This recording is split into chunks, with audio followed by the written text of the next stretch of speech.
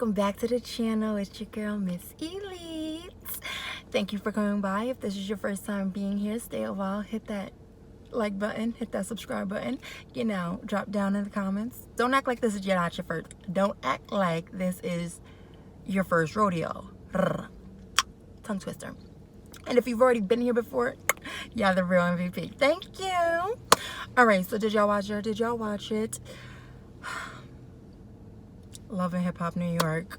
Yo, I can't. I really can't. This episode, it was very just interesting.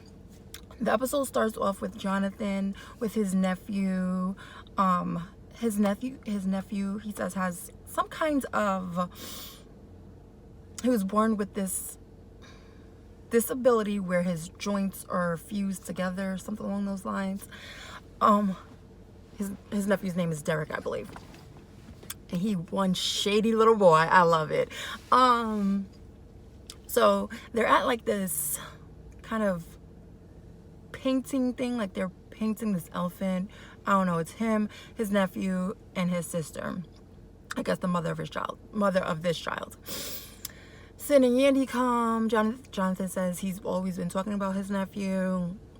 So now he wants his two little besties to meet his nephew.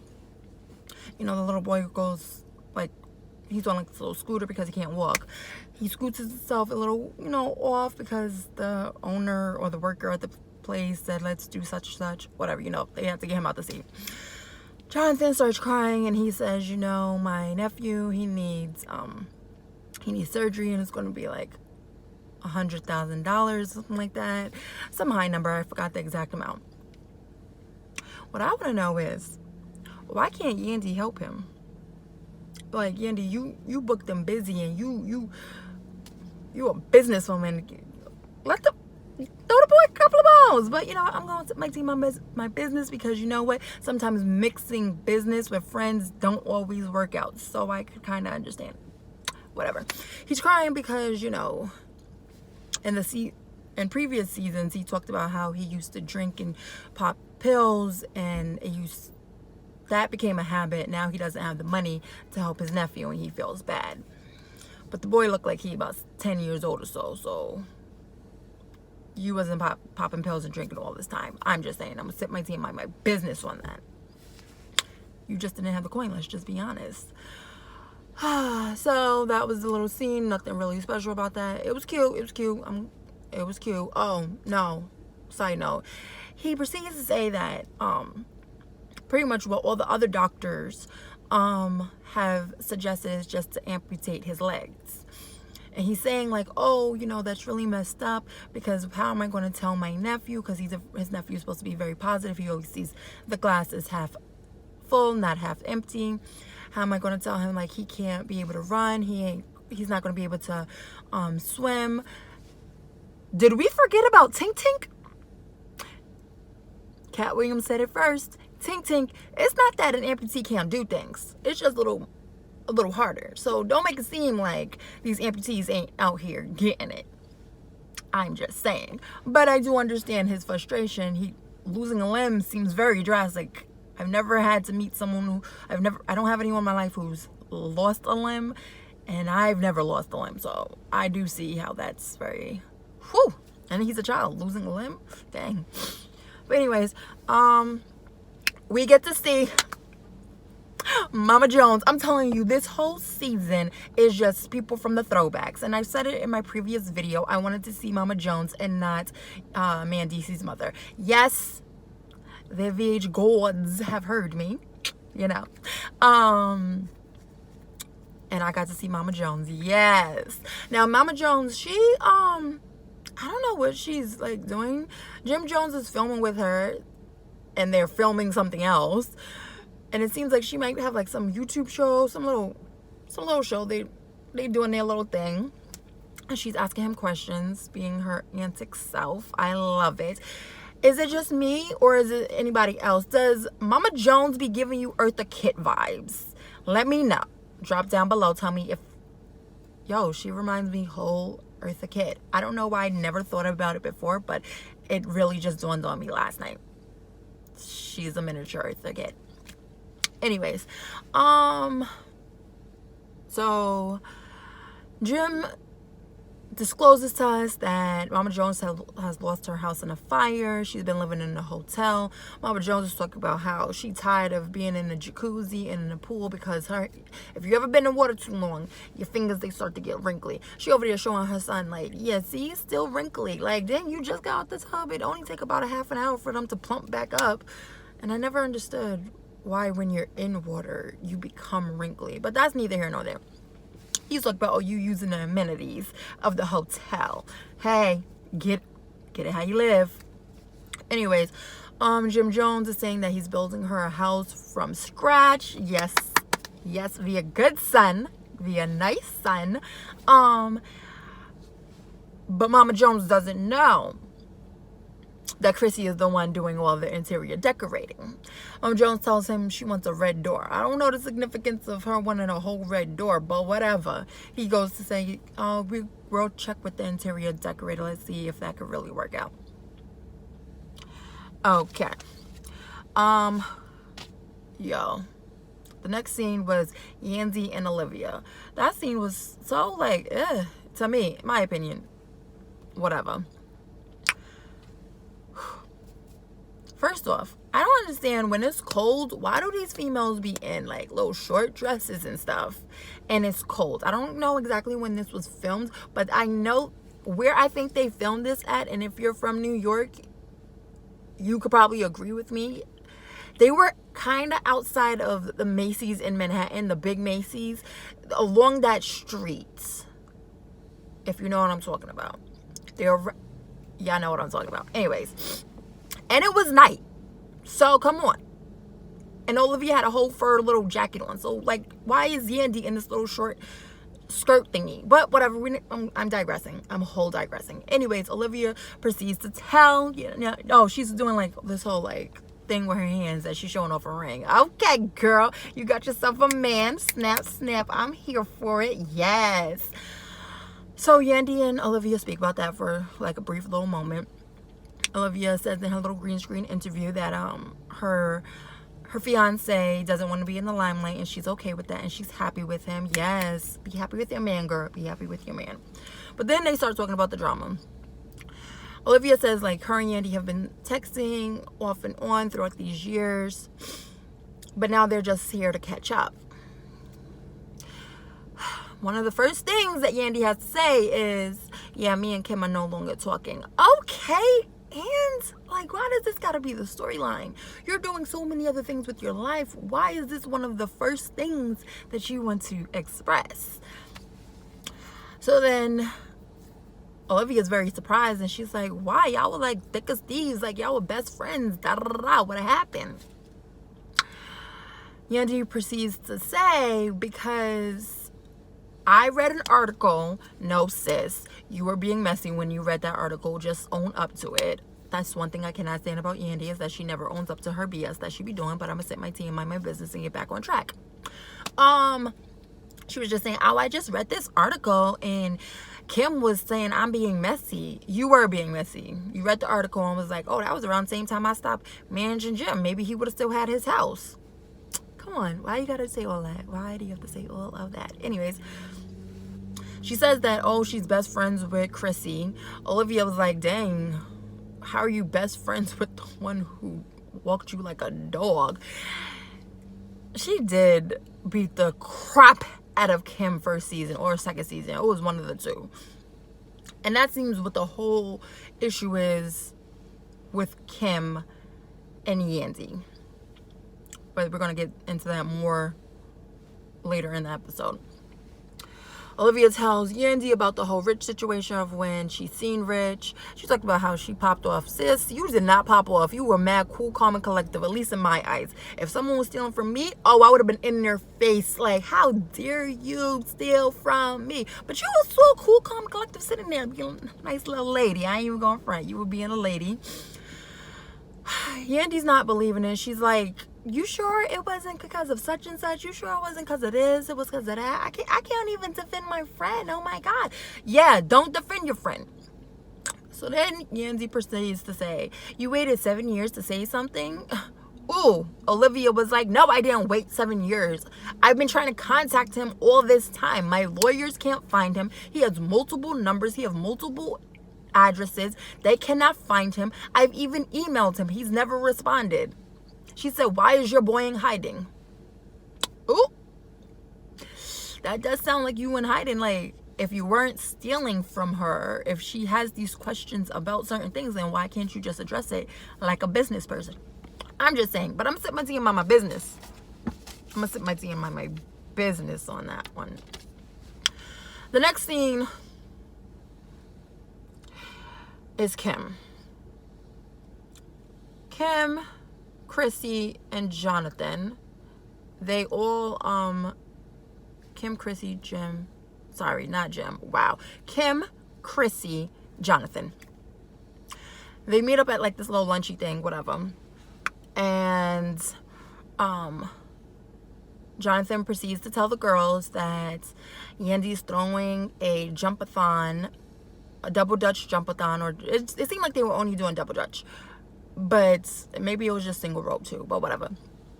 They're doing a double Dutch jump-a-thon to raise money for his nephew so, you know, he can get his little surgery, because a doctor in Italy said that he could do the surgery. And Yandy came up with this idea. Like I said, I don't understand why Yandy just couldn't give the money, but I'm gonna set my team, mind my business on it. What's the purpose of having all these celebrity friends and they can't give you money? So then Chris, he says, you know, I really appreciate if y'all can come. Blase, blase, cool, say less. Chrissy, you could tell, is like a little bit on the defensive. So Jonathan proceeds to say to the girls, you know, I want y'all to come. I want y'all to be all good. Then it just recaps what happened in the past. And then Jonathan has the nerve to sit up there and be like, oh, why are we bringing this up? You brought it up. Like, hello. I really can't. I really can't. I really can't. What else happens in the episode? Next scene is Rich. He meets up with his mother. His mom was cute. She's his business advisor, something along those lines. I don't know. I like how Rich is keeping it all in the family. Keeping it all in his family. You gotta trust your mama, because it seems like you can't trust all these other people. Low key, they're bringing back the Creep Squad, but we're gonna get into that, right? So he meets his mother. He goes over to her house. He explains that Olivia accused him of cheating. Not cheating. Whoa. They was not in a whole relationship. Accused him of stealing. And she's like, what? She owes you money. She was taking bookings with Cisco. Blase, blase. See, that's why I said that. Creep Squad is coming back. Because now, old Cisco about to come across y'all screen. So they spoke on that.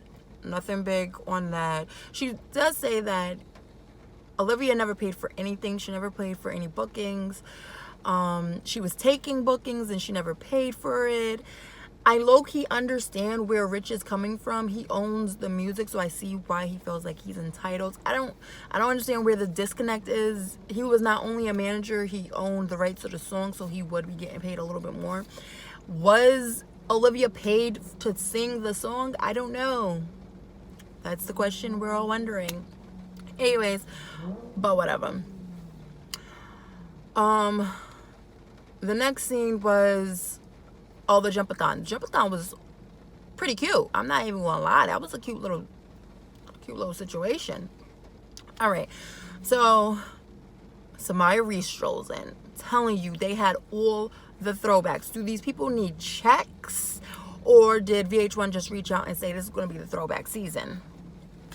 Samaya Reese scrolls in. She was looking fierce. I don't know how she thought she was going to be jumping double Dutch in some heels. Like, I know people do tricks with double Dutch, like they were doing handstands and all that other stuff, but in heels, sis? Okay. So Samaya Reese pops in. That was cute. Kim strolls through with her children, and she says she really just wants to support Jonathan's nephew. Jonathan's nephew is shady, like I stated before. Let me tell you. Jonathan introduces Derek. He proceeds to tell the nephew, Derek, this is my friend. She thinks that I'm messy, but I think she's really the messy one. The nephew proceeds to say, no, I think you're the messy one because I've been in your room and it was clothes all over the floor. Oh, that boy know how to, that boy. Anyways, I thought that was so adorable. So Jonathan, the boy, he goes off. Jonathan talks to Kim and was like, thank you for coming. I'm so happy you put things aside. She said, I'm always here. I'm always about the kids. So I'm going to do things for the kids. He's like, do you want to talk to Yandy? She said, I'm not opposed to talking to Yandy. If Yandy wants to talk, we could talk. No problem. Jonathan is so always want to be so not messy and necessarily a bad sense, but like just let people live. Like people don't want to always be involved in things. Yandy's cool with people coming along. She wants more people to come to support the whole movement of raising the money for Jonathan's nephew. Cute, whatever. But she don't need to talk to these people. Let's keep it 100, right? Bet, say less. Jonathan goes over to Yandy and was like, oh, let's go over there. There's a big check that I need you to help me with. Yandy peeped game and was like, no, you're trying to get me to talk to Kim. I don't want to, no. She's like, Jonathan, stop. Please stop. No, I don't want to talk to her. He proceeds to say something along the lines like, no, it's past Kim. It's past Kim. Like, no, I'm not going to talk. What I do respect? What I do respect is that Yandy was talking to Kimball's daughter, and it seemed like she didn't even miss a beat. And what I hate about when friendships break up is when kids, like, they know that was auntie such and such. Now all of a sudden there's no auntie such and such anymore because y'all got stupid beef. Like, come on. This affects kids too. People need to get it together. But I'm gonna sit my team on my business on that. I swear. I really can't. Now, they show the city, the mayor's office. Yeah, the mayor's office giving his nephew a check. It was cute. They gave him $5,000. I think he said at the end of everything, because Yandy's the person who put it all together. She's doing all the announcements. I think they raised about $97,000, something like that. That's a chunk of change. A chunk of change. So I was happy that the boy, he's going to get his little surgery. It was cute. I liked it. Let's move on from there. Chrissy, she didn't show up. Jonathan was asking about that. When it's Chrissy seen with Jim, she does proceed to say in her green screen interview that she feels bad that she didn't show up, but she did what was best for her because she did not want to be frustrated with Yandy. Y'all can't just be adults and just be in the same presence of someone. It's for a good cause. She does say she said she sent a little check. All right, whatever. Because at the end of the day, it was about raising money for the boy. So I'm not going to fault Chrissy about that. Her and Jim are shooting their little scene, and they're talking about the house that Chrissy is decorating for Mama Jones. And Jim is like, you think we should tell Mom that you're the one who decorated?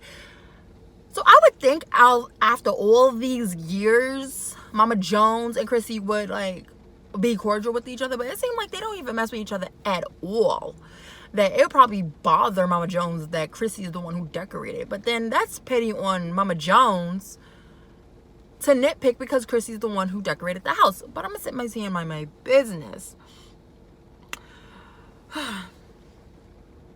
I'm telling you, Creep Squad is all the way back. Rich goes to meet up with Peter Guns. He still looked like the same Peter Guns.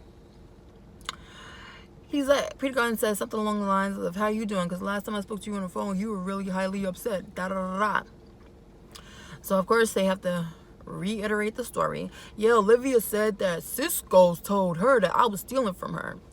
Guess who strolls in? Cisco. Cisco don't look like he changed at all. Rich presses him like, yo, we've had beefs about females, but you told Olivia that I stole from her? He then proceeds to say, like, I put you on. Out of respect, you were supposed to tell me that you were working with Olivia. Now I'm here for Cisco and him being mature, because the seasons that he was in, he was not mature at all. He got on my whole nerves. He was like, in hindsight, which is 2020, I do understand where you're coming from. I should have told you that I was working with her. I'm sorry. Owned up to it. Cisco proceeds to say, like, we need to have a whole sit down with all of us to see why she's saying that I'm the one who told her, because I didn't tell her. He said, we've always had beef, but I would never mess up your money. I'm not doing that. Okay, Cisco, I hope this is the truth. I truly, truly hope this is the truth. I hope it is, because I'm rooting for you, boy. What else happened? Oh. Okay. So Jonathan has a little, like, get together with all the girls. And is celebrating that they raised a good amount of money for his nephew's surgery, right? The girls who are there are Samaya, Jen, because now all of a sudden I guess Jen needs to be on screen more because she ain't doing no scenes with Fresher. Jen, Samaya, Yandy, and Kim, and of course the bestie Sin Santana. He has like this little kind of sexual party-ish, whatever. And, you know, they're all kikiing. You can see that there's a little tension between Yandy and Kim. Like always, like, this is really ridiculous. Like, get over it. They decide to play Truth or Dare. Cute. We're just going to fast forward the little silly antics. Samaya says, Truth. She tells Yandy, so Truth, you got any beef with anybody? How you just going to smooth get into that? Like, how you just, there was no kind of foreplay. You just jumped smack into it. There was no foreplay on that one. So then Yandy's like, oh my God. So then Kim proceeds to say, I'm just going to raise my hand. Yeah, it's me she has an issue with. Okay, so now we get into the potatoes of this situation. Kim expresses why she has issues with Yandy. She said, because you talked about me like I deserved to be beat up.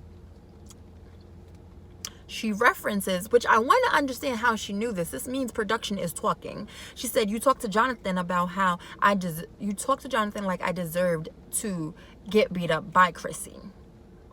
But this was the scene of when they were like getting their nails done and Yandy was popping junk like she always do, but never saying anything to people's faces. So Yandy in her green screen interview says, you have all of this energy toward me, but yet you're friends with Chrissy, who dog walked you. I'm trying to figure this out. So that is a valid point. It is a valid point. I'm not even going to lie. That's a whole valid point. But I see where Kim is coming from. We're supposed to be friends, but now all of a sudden now we're not friends. You talking. You got all this stuff to say. Why can't we just all be cool? I'm cool with Chrissy. I forgave her. But now as my friend, you didn't even try to defend me. In Kim's mind, she says that Yandy didn't defend her, but there are clips where she was trying to like push her off. But Kim is a different friend than Yandy. In the previous season, when there was previous seasons, Yandy would call Kim as her guard dog. Like, yo, pull up because of such and such. Da, da, da, da. She's even said it in reunions. Like, I was the one you was always calling. So don't make it seem like this was me acting crazy. And yet Yandy was sitting there like, I don't know what you talk about. I don't know what you talk about. But that was a previous season, a previous reunion where she was acting stupid. And I shouldn't say stupid. She was acting like she didn't know what the hell was going on. But whatever. That was cute. Kim really gets into her face. Like, into her face. And side note, Kim's booty is on fleek. If God blessed me with a booty like that, I don't even know what I would do with myself. Even though God didn't bless her booty. God blessed her with the money to get that booty. But if I was into plastic surgery, I wouldn't even know what to do with myself. Anyways, Somebody even proceeds to saying like, no, Kim, Yandy was trying to step in. But again, Kim is a different friend. She proceeds to say like, no, if I was getting dragged, I would have been on that floor scrapping with you.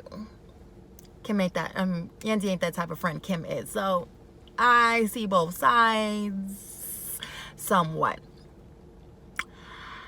Then Kim gets crazy. She throws her drink on Yandy. That's when security has to like step in.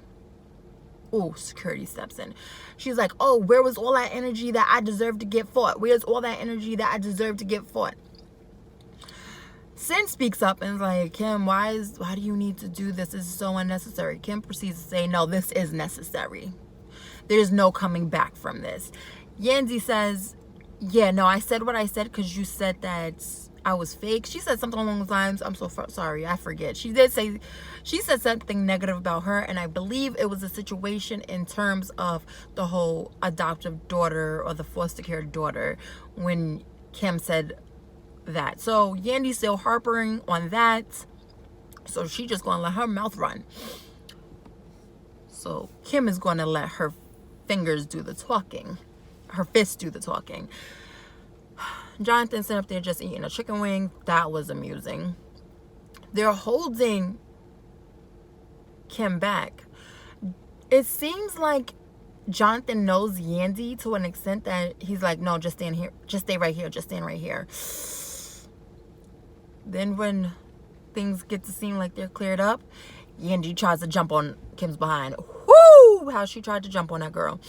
But my money's whole on Kim. I'm just saying, because Kim has always been a very aggressive person. She a cute face. Not to say cute people can't fight, but I thought she would be a little bit more ladylike, like Yandy. But Yandy, I guess she's over it and she wanted to fight that ass, so she did. I can't wait till next week's episode, because one, we're gonna probably see Jonathan. I'm tired of seeing Jonathan. We're gonna see Cisco, Rich Dollars, probably definitely Olivia and Peter Guns have another sit down and figure out what's going on with that. We're probably going to see the end of the fight. Let's see who won, and maybe see Mama Jones's house. I don't know. But yes, that was the little recap of the show. I was so happy to see Mama Jones. I love Mama Jones. I don't know why. Write down in the comments how y'all felt about the episode, and I'll see you on the next video.